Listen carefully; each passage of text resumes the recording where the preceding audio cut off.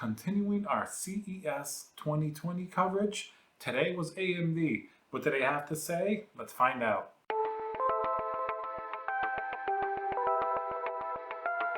Hey guys, Tiago with Classical Technology here. Thank you for joining me for another video. Please subscribe if you enjoyed the content, smash that like button, leave a comment below. I want to know if you thought AMD's keynote today was pretty cool or just got a little bit boring.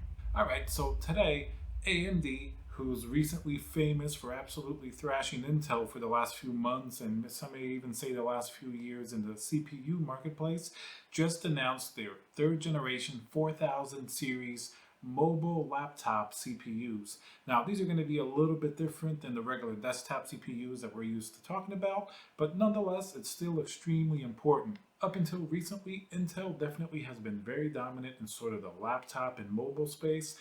Their 9th generation processors are definitely pretty good. I have a 9750H and a gaming laptop with a 2070 QMax card, and it's really fantastic. But that's just a 6-core, 12-thread CPU. AMD's newly announced laptop CPU comes in at 8 cores, 16 threads. Now that's pretty crazy, and while it's not going to be exactly like a 9900K, that's still a lot of cores for content creation, as well as the boost clock is pretty decent for games as well. So this really shows a lot of promise for laptops. Not only that, AMD is usually known for bringing down the price of components as well as the power usage, making for overall cheaper and more efficient package like they did with their desktop processors. So we can only hope that in the coming months, with the new laptops being announced with AMD, including Asus. Asus sells a lot of gaming laptops, and usually people go towards Intel, but now they're using AMD. If that doesn't show you such a huge shift in the market, I don't know what does. It's even funny, the other day I was watching a video on the Corsair installation for like an AIO, and generally they would always mention the Intel sockets first, like the 1151, and then AMD would be an afterthought and they would mention it somewhere down the line. But not this time. AMD's the first thing that they mentioned. They mentioned the AM4 socket, which is going to be the Ryzen. They mentioned the Threadripper socket. And then Intel is an afterthought. That really shows you how much the market has changed. It's a little bit exciting because we're getting better and better processors. Now, one almost has to feel bad for Intel for sort of the beatdown that they keep getting every single quarter from AMD announcing products that seem to be superior not only on paper but also in real life performance as well as cheaper. And now AMD is going after Intel in the mobile space where Intel really dominated for a long time, just like they did with the desktop processor as well as the workstation and professional grade CPUs. They're also going for that market. So they're definitely gunning for Intel.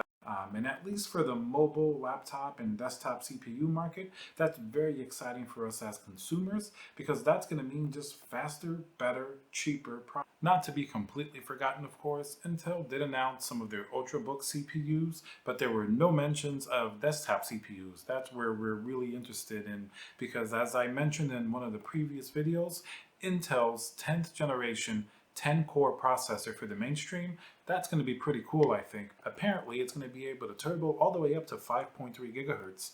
And you have 10 cores, so that's going to be pretty amazing for gaming and content creation. And if they price it well, it could give them a little bit of a competitive edge versus AMD, even though AMD has really been winning the game lately, so they're really going to have to bring a lot. AMD also revealed the new Threadripper 3990x, and it's priced at $3,990, just like the name says. But it is a 64-core, 128-thread processor.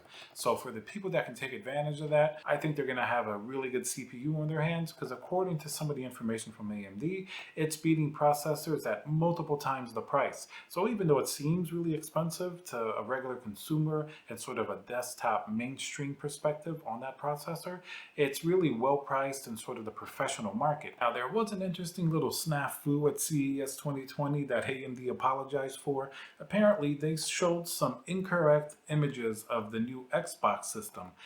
They just were quick to apologize. It wasn't really the actual image from Microsoft. A lot of people thought that it was.